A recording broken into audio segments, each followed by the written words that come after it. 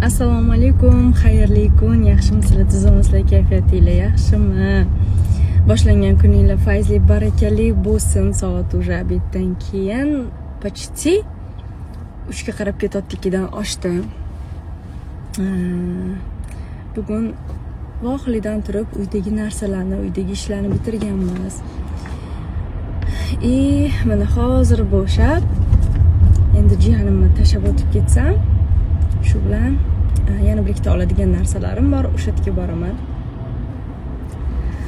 Ancha ertalab vaqtim bo'lmaganiga istoriya qo'ya olmadim. No, nechidir kundan beri xullas maza qilaman bozorda, u yoqda, bu yoqda вообще zo'r bo'lyapti. Qanaqadir kichkinaligimdagi ощущениямga qaytaman. Kuninglar xullas zo'r o'tsin, zo'r kayfiyatda davom etsin. Mani kayfiyatim ko'rsatmasin, judayam yaxshi. Ishoninglar, men ham o'rtoqlarimga o'xshab aytkim kelyapti. Bolalarni bog'chaga tashladim.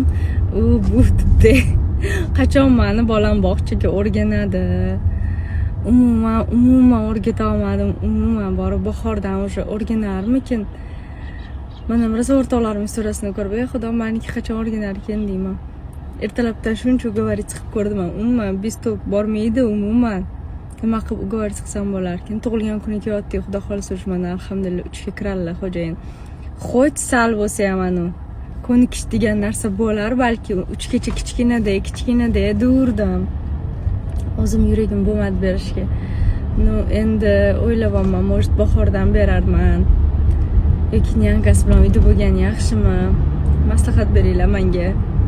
Nima qilsam yaxshi? Uni yig'lashiga hech qanaqasiga chidolmayman. U вообще qanaqa bog'cha bo'lsa ham ko'nmaydigan sortidan qariya. Xullas, o'zini fikri bor deydi, shunaqa bolalardan, kichkina bo'lib. Men maktabga boraman, bog'chaga bormayman deydi anu. Sразу maktabga chiqarganda.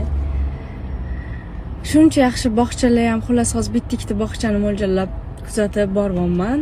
Xudo xolisa. Sekin qishdan chiqib olsak, o'shalarga beraman menimcha. Mengacha yaxshi niyat bilan qilayotgan katta ishlarimiz bor, inshaalloh.